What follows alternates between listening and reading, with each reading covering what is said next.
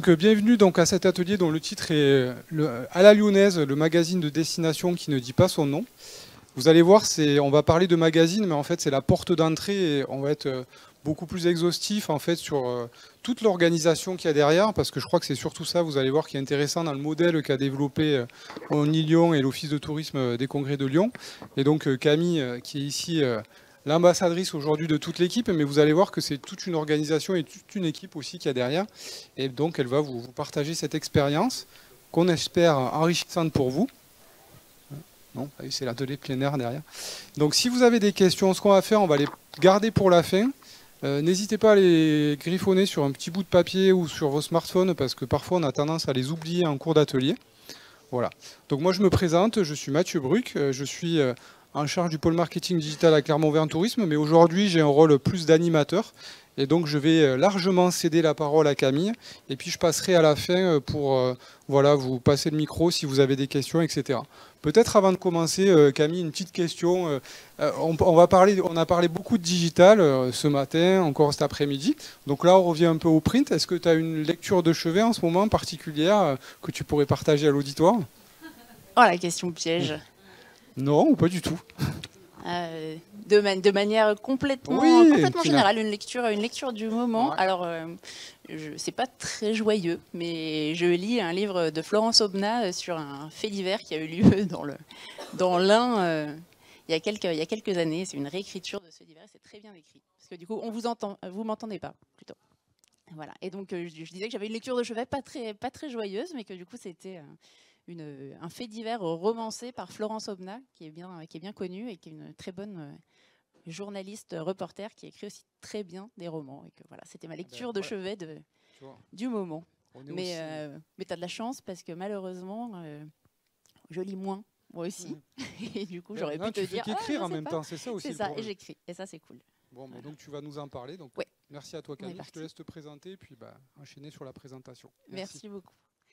Donc du coup, je me présente, je suis Camille Lenoble, je suis la directrice marketing communication d'ONI Lyon Tourisme et Congrès, donc l'office de tourisme de la métropole de Lyon. J'occupe ces fonctions depuis quelques années et donc du coup, dans mon spectre, j'ai effectivement beaucoup de digital et beaucoup de print. Et aujourd'hui, on va faire le focus particulièrement sur la marque média à la lyonnaise qu'on a lancée. Vous allez le voir, il y a un petit peu plus d'un an et qui est un dispositif global. Alors, c'est un atelier retour d'expérience, donc forcément, je vais un peu vous raconter l'histoire, l'aventure, l'organisation, l'équipe. Je vais rentrer dans pas mal de détails. C'est un peu le but de ce format. Mais voilà, s'il manque des choses, si je suis trop longue sur certaines autres, j'ai confié la mission à Mathieu de m'interrompre. Voilà, et vous pouvez faire de même et garder vos questions pour la fin, mais m'en poser quand même un petit peu au fil de l'eau aussi, et ça fait toujours plaisir d'avoir un peu d'interaction dans l'auditoire.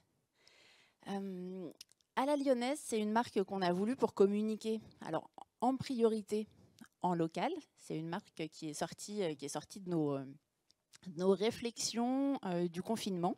C'est une marque qui est sortie après, réfléchie pendant et sortie après le Covid. Et donc l'idée, c'était de se dire comment est-ce qu'on a moins de visiteurs dans cette période, comment est-ce qu'on communique déjà mieux auprès des habitants. Mais vous allez voir qu'au-delà de ça, maintenant, c'est devenu toute notre stratégie, même si on a récupéré beaucoup de nos touristes.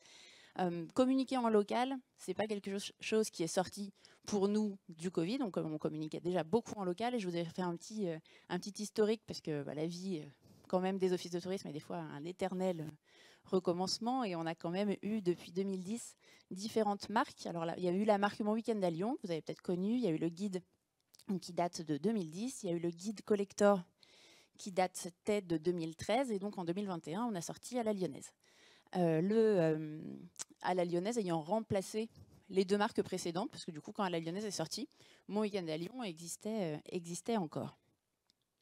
Donc le tourisme de proximité, c'est vraiment quelque chose qui est dans notre mission, qui nous est demandé par la métropole, donc qui est notre mandant principal, et ça depuis 2010. Donc notre objectif, c'est de communiquer sur Lyon, mais de communiquer sur Lyon et les 58 communes environnantes. Donc c'est un territoire qui est assez vaste. Je ne sais pas si vous connaissez Lyon, mais voilà, c'est une aire d'1,3 million d'habitants, vaste, avec une offre qui est forcément riche en culture, en loisirs, mais qui, comme dans beaucoup de destinations, est quand même assez centré sur Lyon même, sur Villeurbanne, qui est la grosse commune à côté, et puis une offre un peu plus méconnue dans les autres communes. Donc nous, ça nous a vraiment été demandé de communiquer sur cette offre, de la faire connaître aux Lyonnais, aux Grands Lyonnais, et de faire en sorte que quand ils sont là, quand ils restent pour le week-end, ils ont envie de consommer du loisir, de l'offre culturelle, de rester dans la métropole et d'y bouger, de ne pas forcément partir ailleurs. Alors ça, on l'a fait de différentes façons, et c'est là que je dis, voilà, l'histoire se recommence régulièrement. C'est qu'en 2010, quand on a lancé Mon Week-end à Lyon, l'idée, c'était vraiment de se dire, alors j'étais pas là à l'époque, mais l'idée, c'était de dire, l'Office de tourisme a un site, Vitrine, c'est son gros site, il parle aux touristes. Mon Week-end à Lyon, c'est la marque pour les Lyonnais, avec des opérations spécifiques en local, avec une marque différente, avec un site différent, une newsletter différente, etc. Ça, forcément, au bout d'un moment, ça nous a amené un certain nombre d'écueils. Le principal étant que des fois, on était obligé de dupliquer des contenus parce que la Fête des Lumières, pour citer par exemple l'événement le plus emblématique de Lyon, on le traitait évidemment sur Mon Week-end à Lyon pour les Lyonnais, un peu la Fête des Lumières pour les Lyonnais, et on le traitait sur le site Vitrine. Ça, c'était le cas de plein d'autres de nos actualités qu'on se retrouvait à faire 2 fois, plus savoir sur lequel des 2 sites elle était. Et globalement, comme vous le savez, on a quand même des ressources limitées, même dans un gros office, et à un moment, on avait l'impression de faire un peu le travail en double. Donc, on s'est dit qu'on allait garder ça, mais réinternaliser Mon Week-end à Lyon sur notre gros site principal, et lancer un guide qui était le guide collector, qui était vraiment un city guide assez épais, un bel ouvrage qui nous permettrait de parler aux 2 cibles. L'idée, c'était de se dire, avec Collector, on parle à la fois aux visiteurs et aux touristes. C'était plutôt réussi, parce que c'était un beau support qui donnait envie, comme son nom l'indique, d'être un peu collectionné. Donc il y avait un côté intéressant pour ça, pour les Lyonnais. Mais là aussi, on est arrivé assez vite à l'écueil du format, qui fait qu'un beau guide, très qualitatif, dans sa diffusion, ça devient très compliqué à diffuser, on l'envoie pas. De plus en plus, évidemment, on a des gens qui nous disent qu'ils ne veulent pas le prendre, qui préfèrent le consulter sur place. C'est beaucoup de papier, c'est un budget qui est très important pour un nombre d'exemplaires un petit peu moins important que ce qu'on peut faire, notamment avec le magazine. Donc ça a duré quand même un certain nombre de numéros.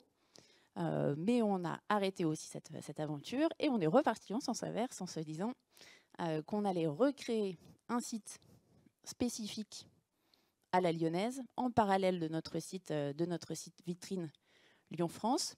Mais cette fois, contrairement à Mon Week-end à Lyon, apprenant de l'époque, on ne s'est pas dit on va faire un site pour les Lyonnais et un site pour les visiteurs, mais plutôt un site média, une marque média qui va vraiment être à la lyonnaise, sur laquelle on va faire tous nos contenus d'actualité, de lifestyle, je vous en parlerai après, et qui va venir agrémenter notre site principal.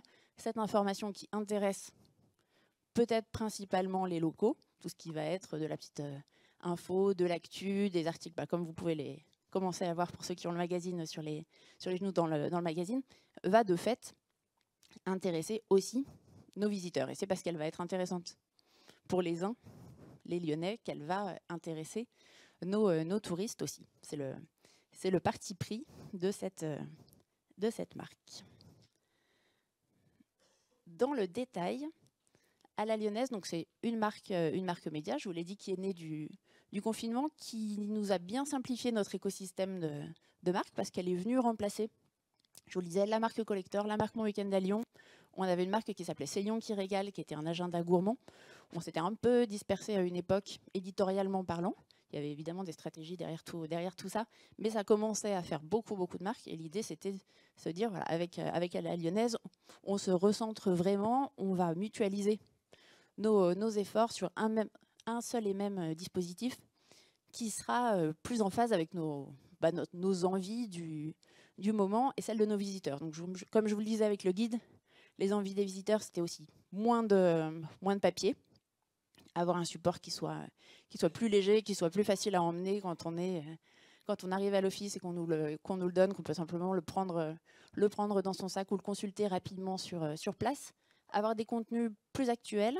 Le format magazine trimestriel nous permet de coller vraiment plus à l'actualité que notre guide, qui était un guide semestriel, où du coup, on était sur certains événements trop tôt au moment où on le bouclait. Sur d'autres, le timing n'était pas le bon. Voilà, on ratait quand même un certain nombre d'actus. Et honnêtement, il nous est arrivé assez souvent de sortir le guide. Et quand le guide sortait, on savait déjà qu'il y avait une information qui était obsolète, qu'il y avait une information qui était pas complète. Enfin, voilà, c'était même nous, on se rendait compte que c'était un bel objet, mais qu'on allait plus le collectionner que le lire. Ce qui est des fois voilà, est un peu frustrant quand on savait le temps qu'on y passait. Et puis des contenus moins touristiques. Ça, vous le savez, mais bon, c'est quand même toujours bien de le dire. Les habitants, les Lyonnais, vous n'allez pas les attirer en leur parlant office de tourisme et en leur parlant de contenu touristique. Parler aux habitants, ça peut se faire à travers X supports. Donc à Lyon, il y a un certain nombre de magazines, de beaux supports qui connaissent, qui relaient l'actualité. Et nos habitants ne viennent pas forcément chercher cette info auprès de l'office. Ils vont aller la chercher sur tout un tas d'autres supports. Donc l'idée, ça a été de se dire, on crée nos supports, on a la connaissance de l'offre, de l'actualité, on est au courant de plein de choses qui se passent sur notre destination, mais on n'arrivera pas à intéresser les Lyonnais si on leur parle comme un office de tourisme. Voilà. Donc, comme vous le voyez, c'est un magazine qui ressemble à un magazine classique, j'ai envie de dire, un magazine que vous pourriez trouver en ville, que vous pourriez trouver dans un bureau de presse, mais il ne ressemble pas à un magazine de destination. D'où le titre, le magazine de destination qui ne dit pas son nom, parce que ça m'a fait, je ne sais plus si c'était dans ta présentation ou dans l'accroche quand Ludovic m'avait demandé d'intervenir. Et je me suis dit, mais en fait, on l'a jamais appelé un magazine de destination.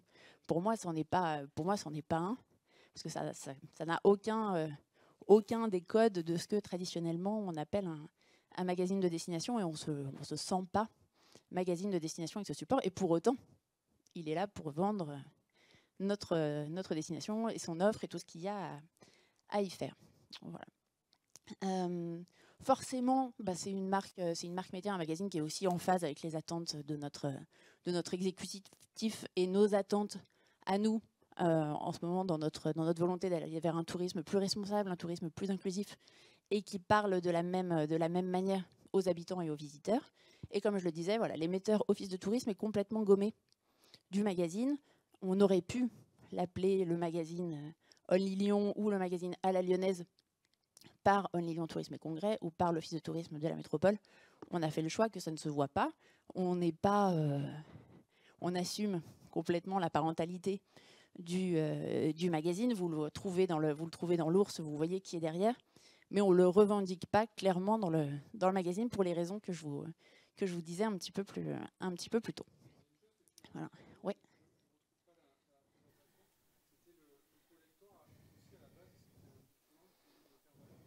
Tout à fait, tu as raison, j'ai oublié cet aspect-là. Alors c'est effectivement un cap qu'on a dû franchir en passant du guide collector au magazine à la lyonnaise et qui est passé de manière quasiment totalement indolore, alors que c'était quelque chose qu'on appréhendait forcément un petit peu. C'est que le guide collector, c'était un guide qui était à 50%, je dirais peut-être 40% éditorial, et les 60 autres pourcents, c'était le guide de nos adhérents. C'était vraiment une partie annuaire qui n'avait pas un intérêt éditorial très intéressant forcément, parce que c'était du petit bloc du blog de SIT, enfin, voilà, où on avait toutes les informations de tous nos adhérents classées. Alors c'est pratique, il y a des plans, on l'avait rendu attractif, mais beaucoup de gens qui le prenaient nous disaient bah non, mais c'est pour les touristes, parce que justement c'est un guide touristique, donc les Lyonnais ne se retrouvaient pas forcément dans cet aspect-là. Mais nous, évidemment, on avait forcément cette appréhension de se dire est-ce que nos adhérents vont continuer à adhérer si on ne les met plus en avant dans le guide? Donc on l'a étudié, on l'a chiffré, on s'est dit qu'est-ce qu'on a à perdre financièrement, et on avait forcément quelque chose à perdre financièrement parce qu'il y avait vraiment des gens qui adhéraient pour être dans le guide. Donc on a fait le choix d'avancer malgré ça, de le chiffrer, de le faire valider en se disant bon voilà, potentiellement on perdra des adhérents qui étaient peut-être plutôt des adhérents type commerce, petite boutique, etc. Qui étaient en plus des adhérents qui étaient assez volatiles, parce qu'il y avait un côté j'ai envie d'adhérer, je veux être dans le guide, je veux être mis en avant, mais assez rapidement aussi, je suis déçue, le guide ne m'apporte pas forcément, je ne vois pas les gens entrer dans ma boutique avec le guide. Enfin, c'est très, vous savez ce que c'est, quoi, la visibilité, c'est pas forcément simple à mesurer. Donc nous, on avait beau savoir que ça apportait peut-être quelque chose, se dire que finalement on corrélait notre adhésion à cette visibilité, on l'assumait de moins en moins. La personne en charge de la commercialisation de nos adhésions, de la fidélisation du réseau des adhérents, pareil, se rendait bien compte que des fois, elle bataillait très longtemps pour faire adhérer quelqu'un qui venait pour le guide et qui derrière revenait en disant non, moi je suis pas satisfait, et repartait et rebelote. Et bref, je vous résume, voilà. On a eu, à ma connaissance, quasiment aucune plainte ou aucun adhérent qui soit parti parce qu'il ne se retrouvait plus dans le magazine. Forcément, d'une année sur l'autre, on en perd, on en gagne. En tout cas, c'est pas quelque chose aujourd'hui qu'on nous oppose comme argument. Et le côté dire, voilà, vous êtes adhérent, vous êtes visible sur notre site internet. Dans le magazine, on a une ligne édito, on parlera peut-être de vous parce que vous avez une actualité, mais à aucun moment on ne s'engage à parler des adhérents dans notre magazine. Ça serait de toute façon absolument impossible. C'est 56 pages, 4 fois par an, voilà. Et ça passe très bien. Et puis on oriente après du coup vers d'autres options, la possibilité de prendre de la pub dans le magazine par exemple. Voilà. Mais très bonne question. Ouais, c'est bien. Le magazine, voilà, pour certains vous l'avez, n'hésitez pas à vous le faire passer. Donc voilà, c'est un magazine que, en toute objectivité, je trouve assez beau et assez bien travaillé, très, très visuel, avec quand même des contenus de fond. On essaye d'aller sur des articles forcément plus longs. Il y a un dossier qui est assez conséquent. Il y a des interviews, des rencontres avec des Lyonnais qui ne sont pas forcément des Lyonnais très connus, en tout cas pas tous. On a fait une couverture avec Alexandre Astier, une autre avec Woodkid, mais l'idée, c'est pas forcément d'avoir tout le temps une personnalité en couverture, parce que déjà, sinon, on ne tiendra pas forcément pendant 4 ans, et puis au bout d'un moment, on va se forcer à aller trouver des Lyonnais que plus personne ne connaît. Donc c'est pas l'idée, mais l'idée, c'est plutôt de réussir à leur faire dire des choses qui sont intéressantes, qui ne sont pas forcément lues ailleurs, et d'entrer assez en profondeur dans ce qu'on écrit. Alors ça change pas mal du type de contenu qu'on avait l'habitude de produire en office, parce que c'est vrai que voilà, on a l'habitude de produire beaucoup de contenu, de rédiger, mais beaucoup pour le web, beaucoup pour des formats courts. Donc ça a changé pas mal de choses dans la façon dont on travaille avec l'équipe. Et ça, je vais vous en parler après. C'est un dispositif global, comme je vous le disais. Donc on a un site internet, alalyonnaise.fr, et on a actuellement une refonte de notre gros site vitrine. Donc l'idée, c'est de faire vraiment remonter des blocs de contenu et des articles d'Ala Lyonnaise sur notre site vitrine lyon-france.com. Et donc sur ce site, il y ait des contenus à la lyonnaise qui remontent, et qui soient vraiment, les deux sites soient vraiment imbriqués, mais plutôt dans le sens, je suis sur le site principal de l'Office de tourisme, j'ai de l'info à la lyonnaise qui remonte, que dans l'autre sens, plutôt un site média et un site d'office. Une newsletter que vous voyez en bas, qui est envoyée tous les 15 jours. J'y reviendrai aussi, mais du coup, elle a remplacé notre newsletter Mon Week-end à Lyon, qui était envoyée toutes les semaines. On a changé d'approche sur la newsletter. On l'a complètement, on lui a fait changer de nom. Pareil, avec une petite appréhension, se dire, est-ce que on change le nom, on change la fréquence, on change les sujets, est-ce que ça plaira toujours autant? Et ça, je vous le dirai après. Oui. Oui. Et des réseaux sociaux, évidemment. Instagram en tête. On pourrait aller sur TikTok aussi, mais on est resté très classique. On a fait pour l'instant du Facebook et Instagram, avec une identité graphique qu'on a fait travailler en lien avec celle du magazine, qui est assez marquée, qui change pas mal de ce qu'on pouvait faire dans le passé, ou qui change pas mal aussi de ce que fait la page Only Lyon, qui est le compte Only Lyon sur Instagram, qui est notre gros compte de destination, et puis qui pour le coup est vraiment un compte de vitrine touristique où vous avez des belles photos. C'est plus le compte carte postale, et là on est plus sur un compte avec du contenu. Et ce qui est intéressant, c'est que là je tease, mais je ne sais même pas quand ce sera en place, mais le compte Only Lyon va évoluer vers une approche qui va ressembler un peu plus à la lyonnaise, avec aussi du contenu tout simplement parce que Instagram aime bien ce type de contenu magazine, le fait qu'on crée des choses et qu'on ne fasse pas que du repost de belles photos. Donc c'est vrai que c'est des contenus qui fonctionnent assez bien. Voilà. Oui, qui sont externalisés. Alors, ouais, à moitié. On est un peu comme pour le magazine, je vais vous expliquer après le modèle, mais on est effectivement sur à la fois une personne de mon équipe qui est une personne qui est à mi-temps sur les réseaux sociaux, qui va s'occuper de publier un certain nombre de ses contenus, de préparer un certain nombre de ses contenus, et une agence avec laquelle on travaille pour tout ce qui est créa. L'objectif, c'est d'être un peu dans un partage de compétences et progressivement de faire monter plus ma community manager en interne et baisser la dépendance à une agence. Vous savez bien ce que c'est forcément des coûts importants. Et là, en plus, on a eu un changement de personne sur le community manager. Donc, j'ai quelqu'un qui est beaucoup plus à l'aise avec les outils de création et qui me dit que concrètement, voilà, il y a certaines créas qu'elle paye à l'agence qu'elle pourrait faire elle-même. Donc ça, c'est forcément une évolution possible, sachant que voilà, après, on est sur des templates qui sont quand même assez simples, mais avec une identité qui, pour le coup, voilà, fonctionne bien, se démarque beaucoup. Et ce qui est intéressant, c'est que sur ce compte Instagram, on a des très bons taux de conversion quand on fait de la publicité. On attire assez rapidement les nouvelles personnes qui s'y abonnent. Je pense que ça tient à la lisibilité de la charte graphique et de la promesse. On est vraiment sur un nom de marque qui parle assez naturellement et on ne ment pas sur ce qu'il y a derrière, quoi. C'est le... Si, parce qu'on fait aussi pas mal de concours. Enfin, voilà, on a une logique qui est déjà assez axée sur faire grossir la communauté. Forcément, on est en phase de lancement. Donc là, notre but, c'est d'atteindre une communauté assez conséquente, assez engagée. Donc même de manière organique, on met en place beaucoup de choses qui ont pour but de générer de l'abonnement, de la conversion, de l'engagement pour faire croître rapidement le compte. Mais en soi, on déploie aussi des petits budgets de boost sur nos posts pour accélérer cet effet de lancement. Donc les deux sont un peu mêlés, mais on a d'autres campagnes à côté sur d'autres supports sur lesquels les taux d'engagement, les taux de les KPI liés à nos campagnes de pub sont bien inférieurs à la lyonnaise, qui est pour moi du coup un plutôt bon indicateur de l'intérêt du compte. Alors sur le modèle, en quelques mots, Mathieu, tu fais le gardien du temps. Pour l'instant, on est très parfait. Voilà, donc comme je vous disais, c'est évidemment un magazine qui est gratuit. Il est trimestriel. On le sort le premier vendredi du mois de mars, du mois de juin, du mois de septembre et du mois de décembre. On a essayé d'adapter la temporalité à l'actualité lyonnaise, la période la plus calme pour nous. On a la chance de ne pas avoir une saisonnalité très marquée sur Lyon. On a globalement une offre assez riche toute l'année. La période la plus calme, c'est janvier-février, mais fête des Lumières en décembre.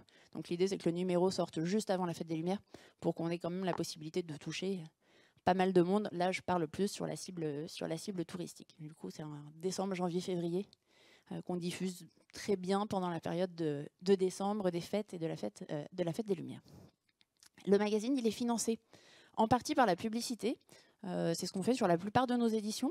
On travaille avec une régie pub qui est la même pour toutes nos éditions, ce qui leur permet aussi des fois d'orienter certains annonceurs, de faire un vrai travail de conviction, de leur dire il n'y a plus de place pour être présent dans le plan, mais on a notre magazine à la lyonnaise, vous pourriez être annonceur dans le magazine. Voilà, c'est une régie avec laquelle on travaille depuis très longtemps, qui connaît très bien nos supports, qui les commercialise bien. Et donc ça finance en partie le magazine. Clairement, ça n'en finance pas la totalité. On en parlera après. Sur le modèle, on a lancé la conception du magazine avec un appel d'offres. Donc, je vous le disais, à la sortie du confinement. Et on était déjà assez clair dans notre esprit sur ce qu'on voulait comme partenaire pour ce magazine. Parce que l'idée, ce n'était pas de le faire à 100% en interne. On n'en est pas capable. D'un point de vue compétence, ça aurait été très compliqué de faire tout seul. Donc on est allé chercher un partenaire qu'on voulait être un partenaire qui nous aiderait sur la rédaction du magazine, sur sa conception graphique, sa mise en page et aussi sur sa distribution. Alors ça, c'était un peu du bonus si on arrivait à trouver un partenaire qui faisait les trois, mais idéalement, trouver un média qui ait déjà un réseau de distribution dans la métropole était quelque chose qui nous intéressait. Et on a fait un appel d'offres à côté pour la charte graphique. Et donc le partenaire qu'on a retenu, c'est Tribune de Lyon, qui est un média local déjà bien ancré, sur une temporalité différente, parce que du coup, c'est un magazine hebdomadaire payant, mais qui a certains sujets qui sont assez proches. Donc il y avait un intérêt assez évident pour eux de s'associer à nous et d'avoir un gratuit trimestriel, quelque chose qu'ils n'avaient pas eux. Et nous, on était contents de profiter de leur expertise, de leur réseau, de leur capacité concrètement à monter un magazine et à le sortir dans les temps. On n'a jamais eu un seul raté de planning. Enfin, voilà, quand on dit que le magazine va sortir à telle date, que les comités à telle date, que les rendus d'articles sont à telle date, il n'y a jamais de raté, parce que ce qu'on va chercher chez eux, c'est vraiment l'expertise d'emmener nos équipes, parce qu'il y a une partie de nos équipes évidemment qui participe, c'est d'emmener nos équipes et de les faire écrire comme s'ils étaient dans une vraie rédaction, et de rendre leurs articles dans les temps. Idem pour les photos, etc. Pour la diffusion, justement, oui. On en discutait aussi. Tu disais que c'est vrai qu'habituellement, on travaille tous avec les hôtels, les restaurants, etc., pour diffuser le magazine, qui sont certes des lieux de passage beaucoup pour les touristes, mais c'est vrai que quand on s'adresse principalement aux locaux, il faut viser peut-être d'autres points de diffusion. Et ce partenariat permet de toucher des pharmacies, des boulangeries. Ouais. Aujourd'hui, est-ce que tu connais le point de diffusion, justement, celui où on diffuse le plus? Et ben, c'est une pharmacie. Voilà, c'est une pharmacie dans le 9e arrondissement de Lyon qui diffuse le plus le magazine à la lyonnaise. Je n'explique absolument pas pourquoi, parce que je ne fréquente pas personnellement cette pharmacie, donc je ne sais pas si leur présentoir est particulièrement bien placé, mais en tout cas, c'est le point qui diffuse le plus. Et clairement, quand nous, on s'était dit qu'on voulait un support qui soit à l'inverse du guide collector, qui nous permette d'aller dans différents points et le diffuser, on s'est dit, mais comment on fait? Enfin, c'est tous ces lieux, on aimerait bien. À chaque fois, on voit d'autres supports et on aimerait bien y être.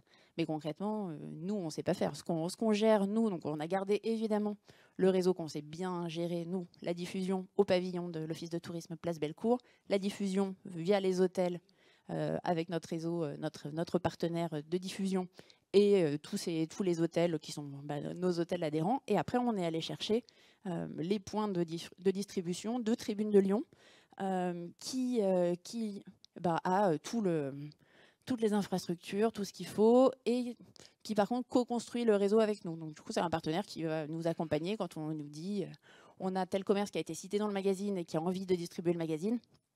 On avait le cas avec le guide collector, on avait plein de commerces qui étaient cités dedans et qui nous disaient on aimerait bien diffuser le magazine. Concrètement, on n'avait absolument pas les moyens d'aller leur apporter un carton de magazine. On pouvait le faire ponctuellement pour une grosse adresse, mais la petite adresse qui nous intéressait, c'était impossible. On aurait dépensé des fortunes pour aller lui apporter un carton qui serait parti hyper vite. Là, on a beaucoup plus de souplesse. Et un partenaire, donc c'est le métier de rapidement diffuser donc on est au total sur plus de 400 points dans les 59 communes. Donc l'objectif, c'est vraiment de toucher les 59 communes. Alors, il y a quelques petits enjeux, parce que c'est pas si simple. À partir du moment où on se dit le magazine est sorti et qu'il soit vraiment dans les 400 points, ça prend un petit peu de temps. Mais en tout cas, là, la promesse est là. Il est vraiment trouvable un petit peu partout. Et un point qui est intéressant aussi avec ce modèle, c'est qu'on peut varier le tirage selon la saison, selon l'actualité, selon les partenariats, les opérations qu'on a prévues.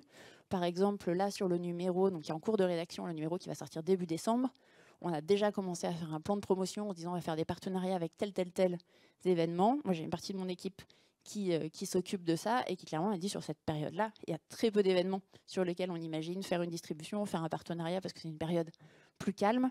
Il est encore temps de baisser le tirage, d'en imprimer moins et donc de s'assurer qu'à la fin, on ne se retrouve pas à en jeter. Ce qui malheureusement était le cas sur le guide. Et c'est toujours une frustration de plus qui s'ajoute. Donc là, on a un tirage qui est assez... Moi, je suis contente quand on me dit qu'on en a quasiment plus. Et là, c'est déjà le cas, alors même qu'on n'est que mi-octobre, du numéro qui est sorti début septembre. Voilà. Donc là, je suis limite à me dire qu'on n'en a pas imprimé assez, mais tant mieux. Voilà. On assume, on préfère assumer le... À l'heure de la sobriété, c'est... Exactement. totalement, totalement sobre. Exactement. Donc, tu peux poursuivre, il te reste une vingtaine de minutes. Une vingtaine de minutes, allez, j'accélère. Il y a des choses que j'ai déjà dites, mais bon, sur la ligne éditoriale, bah, comme vous l'avez vu, voilà, l'idée c'est vraiment d'avoir un contenu qui soit un contenu de je vis à Lyon, j'ai envie de vivre la ville, j'ai envie de découvrir des choses. Je connais pas forcément tout, parce qu'on ne connaît pas forcément tout de la ville, ni qu'on visite, ni dans laquelle on vit. Donc privilégier des choses qui sont un peu méconnues ou des angles un peu différents, qui sont clairement pas des angles touristiques. Donc on ne parlera jamais de la Fête des Lumières et de tout son programme de manière exhaustive, parce que c'est pas du tout le lieu. On fera peut-être un focus sur un artiste de la Fête des Lumières qui a quelque chose de spécifique à nous raconter sur les coulisses. Mais par exemple, là, sur le numéro de décembre, c'est même pas prévu. L'idée, c'est pas forcément de parler des choses que tout le monde connaît et identifie toujours à Lyon. Par contre, à l'inverse, voilà, on a un article dans le numéro que vous avez là, qui est sur les tables engagées. Comment, voilà, si on veut manger dans une table un peu différente, solidaire, qui s'engage, qui fait travailler des personnes en situation d'insertion, des réfugiés, etc. Où est-ce qu'on va manger? Donc c'est vraiment une approche magazine. Et quand on a travaillé un peu sur le pitch du magazine, on disait voilà, la réaction qu'on a envie de générer sur quelqu'un qui le lit, c'est de se dire ah bah ça je le savais pas. Et ça je le savais pas, bah, ça marche aussi bien sur un visiteur qui est venu une fois, deux fois, trois fois, quatre fois, que sur un Lyonnais qui se dit bah voilà, je suis content d'avoir lu ce magazine parce que bah, c'est un magazine, hein, c'est une lecture rapide, mais j'y ai appris des choses et potentiellement bah, je vais en parler autour de moi. Voilà. Le modèle économique, je vous l'ai dit, donc il est distribué gratuitement. Il est financé par la pub. En moyenne, ça nous couvre à peu près 20% des coûts du magazine. Et l'équilibre budgétaire du MAG, globalement, c'est à peu près 40% de coûts de création, rédaction, 40% de coûts d'impression et 20% de coûts de diffusion, promotion. On est sur des budgets qui sont conséquents, on ne va pas se cacher. Après, voilà, l'idée, c'est, j'en parlerai dans les enjeux, bah, c'est de réussir à équilibrer un petit peu tout ça, parce que bah, on est encore sur un lancement. Il y a plein de choses sur lesquelles on peut se roder, on peut jouer, on peut adapter, comme je disais, les quantités, les impressions, la diffusion. C'est tout des choses sur lesquelles on a la main. Si je dis le numéro prochain, je veux le diffuser dans 200 points au lieu de 400 et l'imprimer moins ou faire moins d'opérations de promotion, j'ai la main pour le faire beaucoup plus facilement que sur certains autres dispositifs qui coûtent très cher, mais sur lesquels on ne peut pas facilement moduler la dépense. On en tire à peu près 40 000 exemplaires par numéro.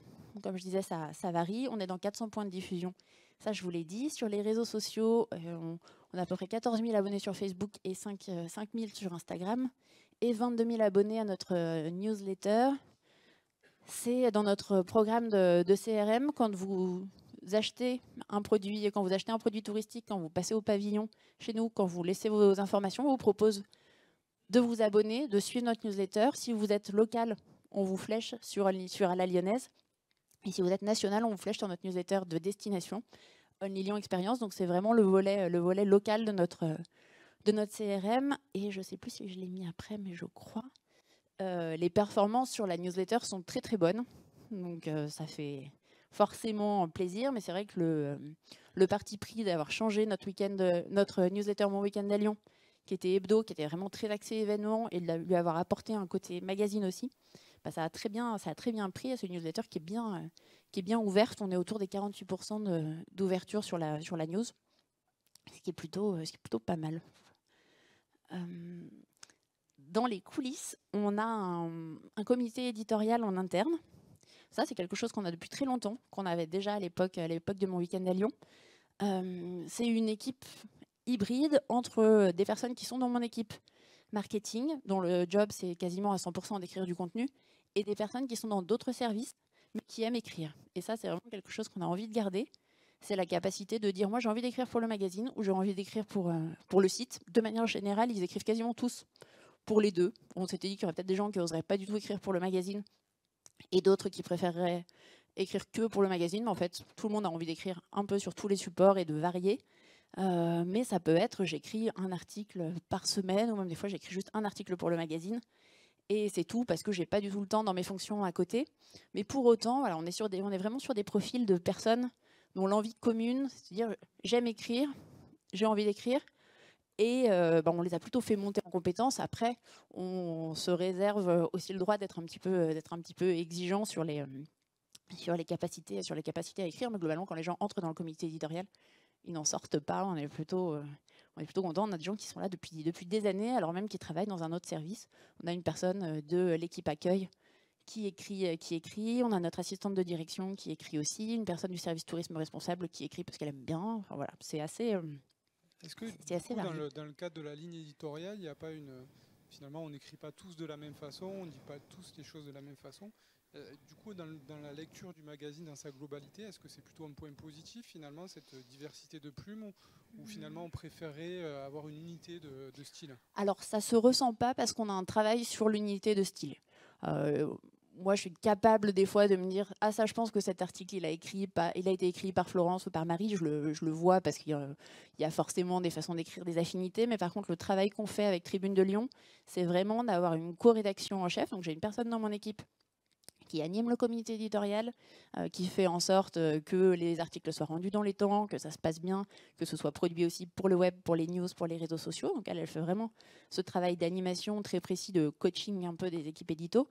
Et puis après, on a la rédaction en chef côté Tribune de Lyon, où là, c'est une personne qui a des années d'expérience de journalisme, de travailler avec des pigistes. Elle fait appel à des pigistes aussi pour le magazine. Et elle fait un vrai travail de relecture qui est hyper impressionnant parce que c'est son travail. Donc, moi, là, je cite toujours pour les équipes parce que je pense que c'est important. J'écris aussi des articles pour le magazine des fois.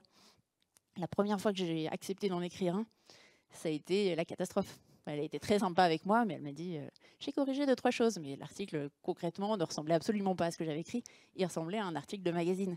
Et c'est bien normal, parce qu'en fait, on a l'habitude d'écrire des contenus pour la base touristique, pour le site, pour les réseaux sociaux, mais on n'a pas l'habitude d'écrire un article pour le magazine. Donc elle repasse dessus, elle fait des retours, et ce qui est super, c'est que c'est hyper bien pris par les équipes, parce qu'elle a la légitimité. Elle a des années d'expérience de journaliste. Alors après, elle a aussi un style, une façon de faire ses retours. Mais je vois les retours qu'elle fait et je me dis, ouais, bon, elle tergiverse pas. Moi, j'oserais pas forcément être aussi frontale, aussi cash dans mes retours. Elle, c'est son travail. Elle n'a pas du tout d'état d'âme parce que faut que ça tourne en fait.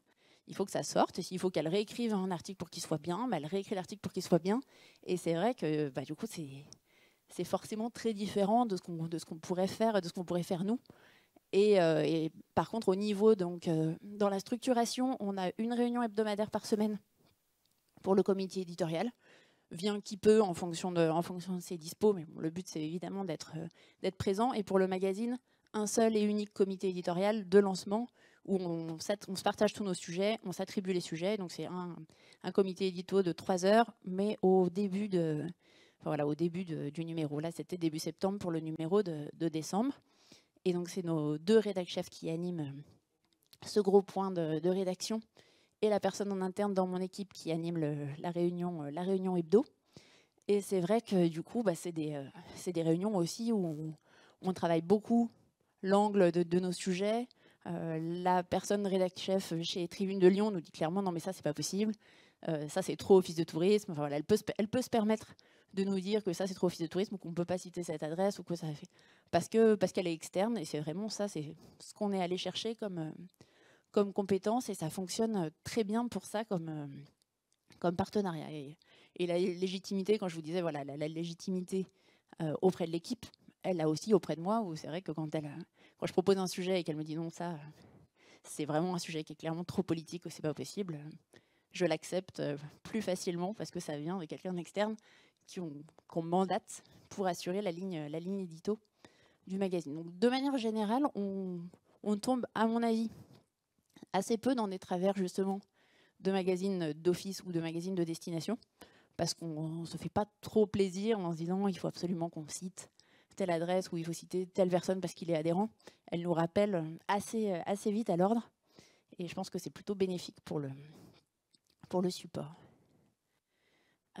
Côté diffusion, je vous en ai déjà pas mal parlé, mais voilà, l'idée c'est vraiment d'être assez souple sur la diffusion, de pouvoir ajuster le tirage, de pouvoir ajuster les points sur lesquels on est et de pouvoir mesurer s'il est pris ou pas pris.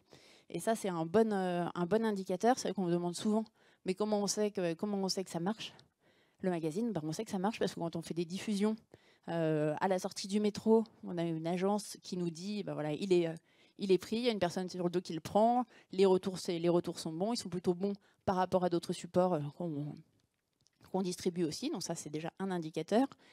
Et les points de diffusion, c'est pareil, hein, il y a des points qui nous disent, nous on n'en veut plus, ça arrive, on essaye de ne pas le prendre personnellement, et il y a des points qui nous disent, nous on en veut plus. On veut en diffuser plus, on veut un présentoir. Donc on a certains points, on n'a pas des présentoirs partout. On a des points où on va donner 10 exemplaires. Et quand on passe pour le réassort, ils nous disent non, c'est bon, on n'a pas beaucoup de diffusion. Il y a des points où on en distribue 50 et un mois après, ils en reveulent 50. On passe 2 fois par édition. Donc on fait un passage au moment du lancement, un réassort un mois après. Et l'élément du réassort, pour moi, c'est un des bons indicateurs. C'est de me dire au moment où on passe pour le réassort, est-ce qu'il en reste, est-ce qu'ils en reveulent, est-ce qu'ils nous disent qu'ils veulent arrêter ou pas. Et ça, par contre, c'est un peu de boulot aussi à suivre pour que la petite carte de diffusion et la promesse de on le trouve partout dans la métropole soit assurée. Ce qui n'est pas si simple. Et évidemment, c'est un coût non négligeable sur la distribution parce que 400 points, ça veut quand même dire qu'à un moment, on paye une structure pour passer dans ces 400 points. Donc ça, c'est quelque chose qu'on va réévaluer aussi sur l'année 2023, se dire est-ce que vraiment le nombre est important, mais est-ce qu'il n'y a pas certains points qu'il faut privilégier? Donc notamment les points sur lesquels on a des présentoirs, sur lesquels on diffuse plus. Voilà, diffuser peut-être dans moins de points, mais un petit peu mieux. Mais l'avantage, c'est qu'on a la main sur ça. Côté rédaction, c'est vraiment une montée en compétences qu'il faut retenir. C'est que vraiment, ça nous a permis, nous, de faire monter en compétences les équipes.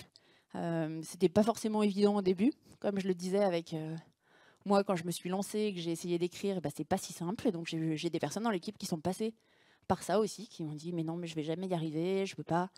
Et d'autres personnes qui ont été hyper à l'aise, alors même que j'aurais pas forcément parié dessus. Et aujourd'hui, ce qui est hyper gratifiant, parce qu'on a une rédac chef qui nous dit, c'est presque comme parler, qu'elle parle quasiment pareil à mon équipe qu'à ses journalistes pigistes. Et ça, c'est le plus beau compliment, et je le répète souvent à l'équipe pour les motiver aussi et les remercier de leur travail, c'est que c'est quand même, c'était pas gagné. Il y a 2 ans, moi, quand j'ai lancé le projet, je ne savais pas si nos équipes seraient capables d'écrire pour un magazine, si elles seraient capables d'écrire aussi bien que des journalistes. Et puis après, on est dans des structures où il n'y a pas forcément un turnover très important non plus des équipes, mais c'est quand même une compétence qu'on apporte à des personnes qui pourront potentiellement, le jour où elles partent, le valoriser aussi sur le marché du travail. Et c'est vrai que c'est un peu une formation continue sur la rédaction, qui, à mon sens, est quelque chose qui est important professionnellement parlant. Et puis on a fait d'ailleurs même des petits modules vraiment un petit peu plus poussés de formation avec la rédac chef pour leur apprendre comment on angle un article, comment on mène une interview. Voilà, ça apprend plein de choses au quotidien. Voilà. Après, évidemment, ça apporte une charge de travail qui est importante, notamment avec le rythme du magazine. On peut pas. Je sais, quand on est dans des semaines de bouclage, il y a forcément du stress, du travail qui est important à mener, de choses qui vont arriver à côté et qui vont les interrompre et qui seront peut-être moins prioritaires. Enfin voilà, c'est forcément un travail qui est assez soutenu et sur des périodes de bouclage. Voilà. Les indicateurs de suivi, comme je vous en parlais, il y en a quand même pas mal.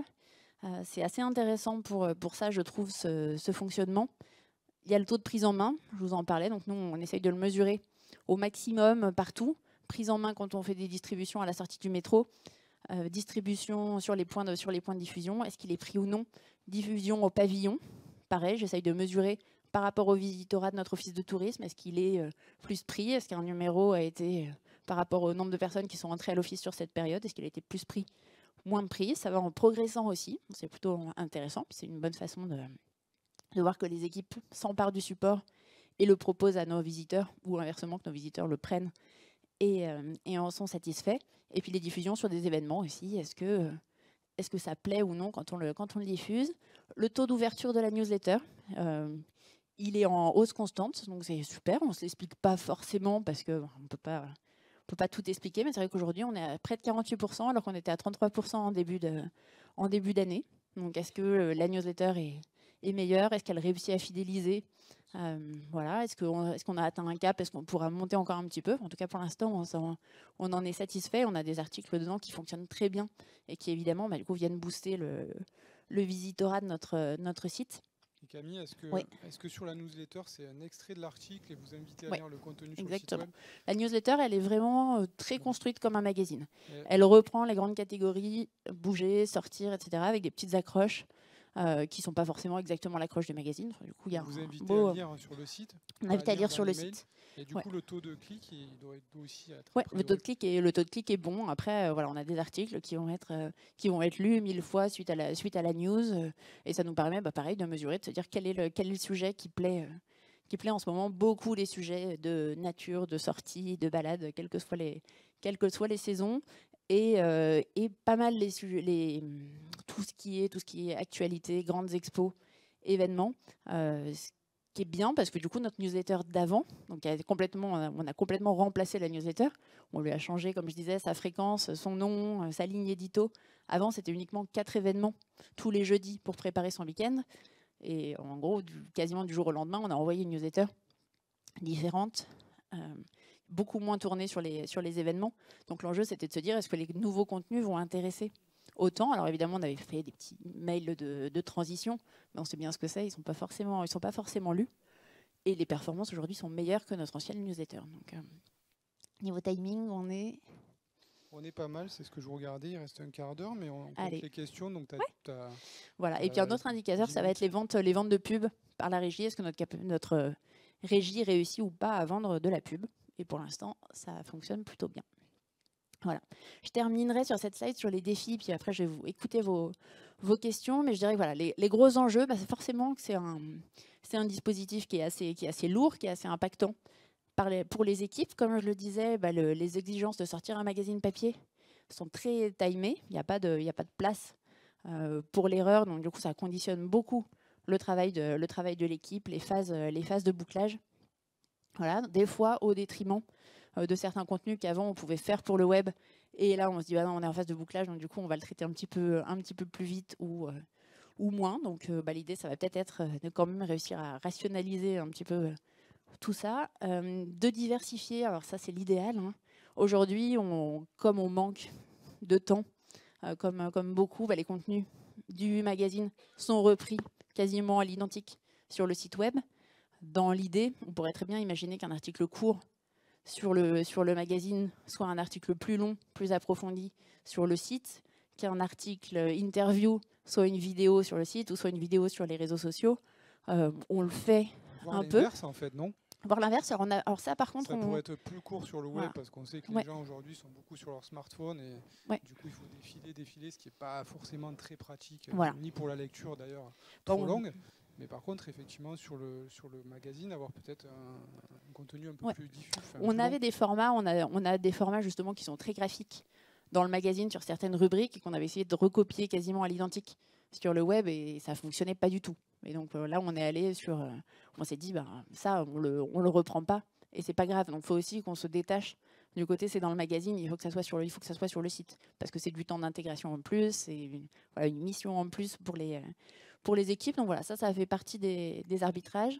Et puis essayer de mutualiser, de faire un peu en sorte que chaque personne, on a appris à nos rédacteurs à rédiger vraiment comme un magazine, donc leur apprendre aussi et les motiver aussi à dire, moi quand je vais faire une interview, maintenant l'interview je suis à l'aise avec, je sais le faire, je fais aussi quelques petites photos pour les réseaux sociaux. Peut-être que je ne vais pas les publier moi-même, et je vais quand même passer par la community manager pour faire une story, mais au moins voilà, on a la matière, et on ne demande pas à notre community manager de se redéplacer de nouveau après pour aller faire des stories. Travailler clairement comme une rédaction. Voilà. Et puis donc forcément faire des arbitrages sur les coûts de diffusion, d'impression, réinternaliser progressivement peut-être certains coûts. Je parlais des créations des réseaux sociaux. Il y a des choses maintenant qu'on a appris à faire, qu'on a peut-être moins besoin d'accompagnement dessus. La diffusion, par exemple, on va clairement continuer à la sous-traiter. Mais est-ce que certains articles qu'on confie à des pigistes, on les fait pas nous-mêmes? Est-ce que maintenant on n'est pas en capacité d'aller récupérer directement certaines photos plutôt que d'envoyer la rédaction du journal faire des photos? Enfin, voilà. C'est des choses qu'on peut réévaluer et qui vont faire partie des enjeux de l'année à venir pour qu'on n'ait pas des dépenses exponentielles non plus sur le magazine. Voilà, et je crois que c'était ma dernière slide. Merci beaucoup. Merci.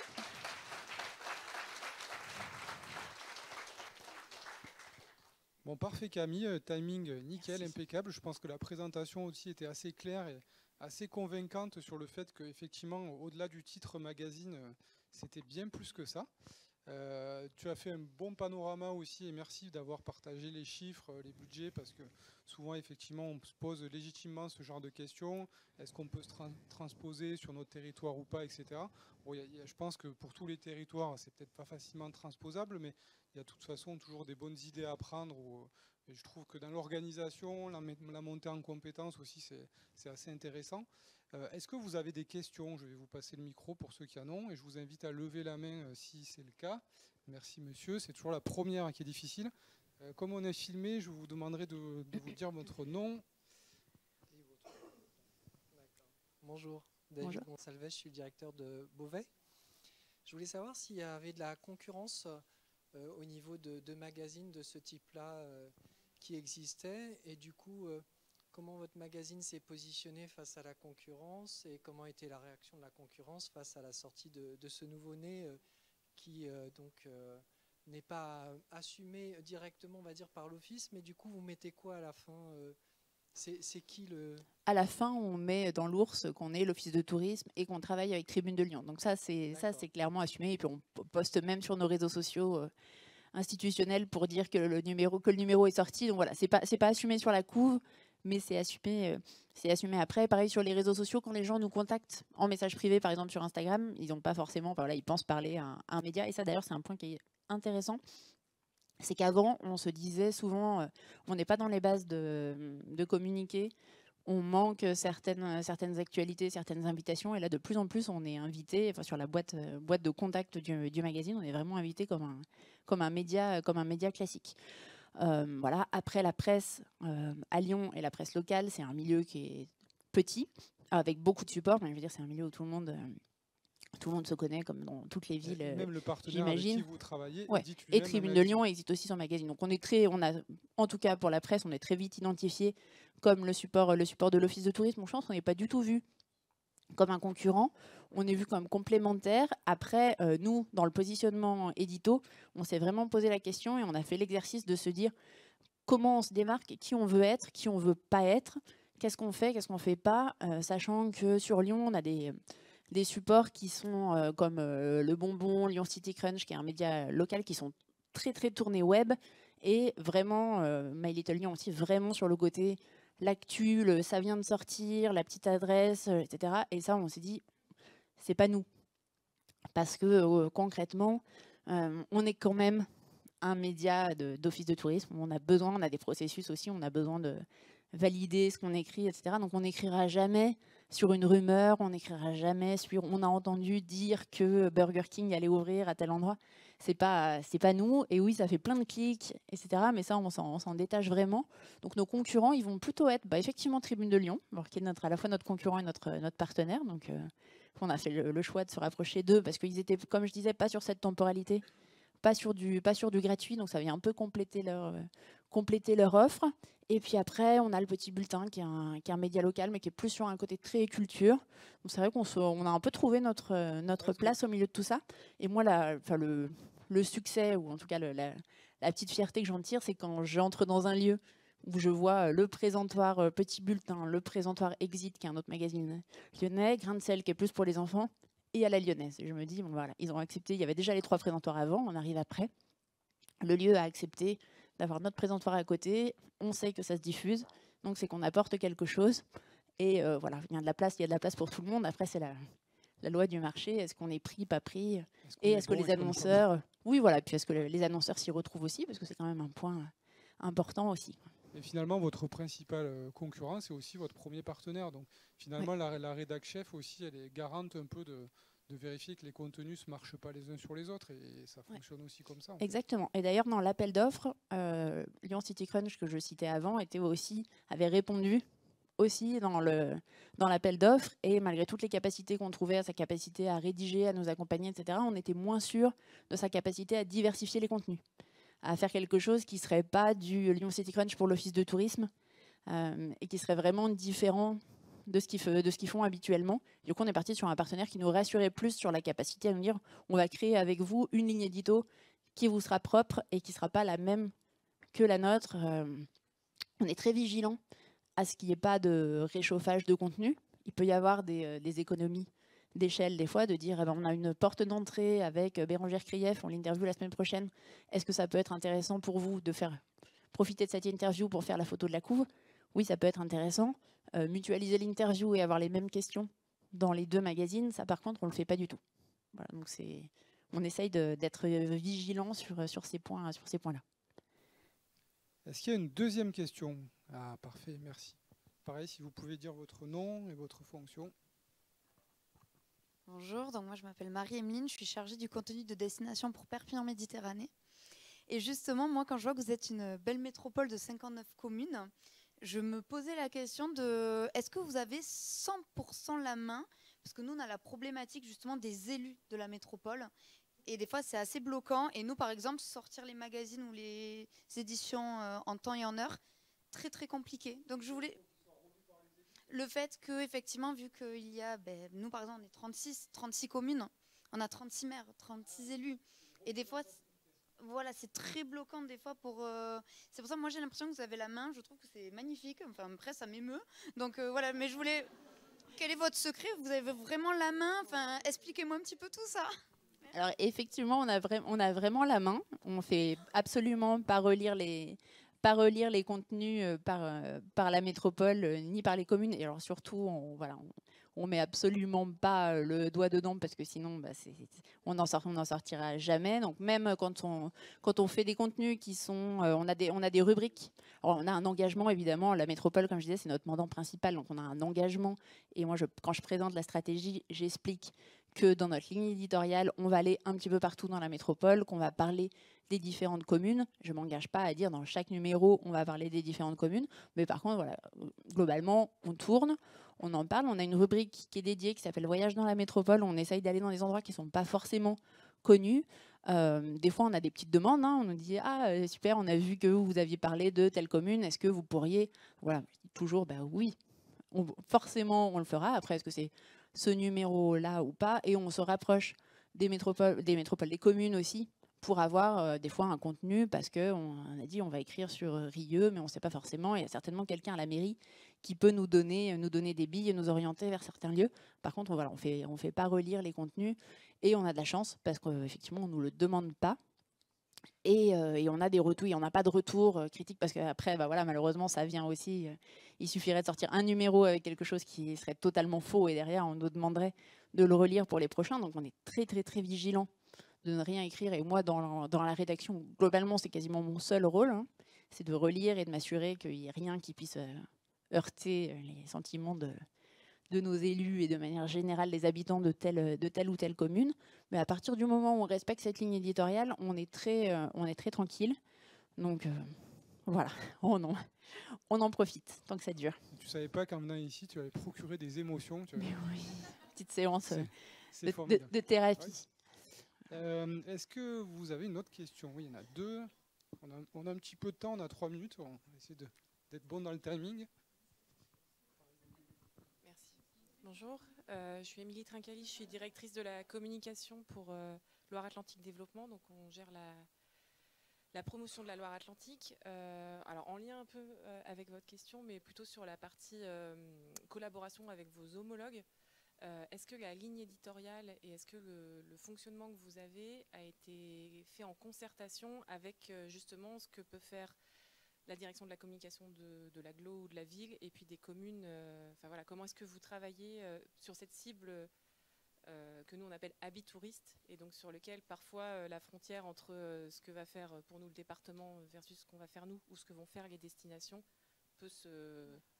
Alors effectivement, il n'y a pas de solution magique. La magie, c'est la concertation. Donc c'est vrai qu'on essaye de beaucoup échanger avec les rédactions. Donc nous, on a le magazine de la métropole, le Met, alors qu'il y a une force de frappe largement supérieure à la nôtre parce qu'il est diffusé dans toutes les boîtes aux lettres de tous les habitants. Donc on est juste avec nos 400 points, on n'a absolument aucun moyen de comparaison. Et c'est pas grave parce que c'est un magazine, pour le coup, c'est le magazine de la métropole. Donc là, il est très, voilà, c'est un contenu forcément à destination des habitants, mais beaucoup plus sur la vie publique, la vie politique. Donc on s'est assuré au début, on a rencontré les rédactions en chef, on s'est assuré qu'on n'était pas, qu'on marchait pas sur les pieds, on leur marchait pas sur les pieds. Et réciproquement, et si on a des doutes sur certains sujets, on essaye. Alors après, voilà, on peut toujours communiquer plus, mais on essaye de s'informer des agendas à venir, des dossiers à venir pour éviter de sortir. Si on sort un dossier sur le vélo à Lyon, peut-être que c'est mieux que ça sorte pas en même temps. Et en même temps, je dis ça, mais je pense que ça a certainement été le cas dans le passé. Mais comme on a des traitements qui sont très différents, ça n'a pas posé de soucis. Donc non, après, on essaye quand même d'échanger pas mal avec eux. Et puis même nous, on a besoin de ces supports pour pousser certains sujets de tourisme. Et eux peuvent avoir besoin de notre support pour pousser d'une façon différente une info aux Lyonnais, qui ne soit pas vue comme estampillée métropole. Donc c'est plutôt, ça se passe plutôt bien. Voilà. Bon, merci Camille, on va prendre la dernière question. Je te voyais tout au plus. fond. Bonjour, Frédéric Vavelin, directeur de Destination Sud Réunion. Alors, moi, j'aurais une question. Au-delà des indicateurs de suivi que vous avez présentés, est-ce que vous mesurez les retombées économiques pour le secteur touristique? Et surtout, est-ce que vous mesurez du coup l'impact auprès de la clientèle locale, auprès des lieux lyonnais? Alors, c'est jamais évident de mesurer l'impact et les retombées économiques. J'aimerais bien dire que je le fais, mais clairement, c'est très compliqué. On essaye de s'assurer par la ligne éditoriale de ne pas rater une expo, un événement, quelque chose qui serait à valoriser, de le rater. Après, concrètement, je ne peux pas dire si, parce que j'ai parlé de telle expo ou tel festival qui a lieu, ou que j'ai fait un article Voyage dans la métropole, est-ce que ça a réellement envoyé des gens se promener à Caluire? Je ne sais pas. Peut-être c'est envisageable dans le cas comme c'est une marque en fait, d'études de clientèle autour de la marque en fait. Parce que c'est vrai que comme ça, c'est à part des retours peut-être directs de prestataires qui vous disent ah ben tiens j'ai des clients qui sont venus avec le magazine. C'est ça, on n'a pas forcément essayé aujourd'hui de pousser là-dessus parce qu'on sait que c'est très compliqué à mesurer. Après, comme je le disais sur la newsletter, quand je vois que justement je vais faire un sujet voyage dans la métropole et voyage à tel endroit et qu'il est cliqué, c'est l'article le plus cliqué de la news, pour autant moi ça fait partie de mes indicateurs de satisfaction et de conviction du fait qu'on remplit quand même une mission de service public et qu'on remplit cette mission de dire voilà, la métropole de Lyon, c'est pas que Lyon intramuros, c'est pas que c'est aussi voilà, toutes ces communes autour. Après, voilà. Vos KPI sont aujourd'hui plus sur l'information. Sur la qualité de l'info qu'on fournit. Après, est-ce que l'info qu'on fournit amène les gens dans les points, les amène à consommer? Voilà, si l'article Manger engagé, les tables solidaires, est-ce que ça a réellement envoyé et combien de personnes manger dans les petites cantines? J'aimerais bien le savoir, mais ça, malheureusement, je ne le sais pas. Mais après, voilà, faut accepter aussi de pas tout savoir. Voilà. Non, en soi, moi, ça m'intéresserait. C'est ça. Mais pour autant, voilà, je peux pas passer trop de temps ou d'énergie sur ça. Et je pense que ça serait dans tous les cas très compliqué de le mesurer. Donc voilà. Eh bien, je vous remercie. Merci aussi pour les questions. Merci de votre attention. Beaucoup.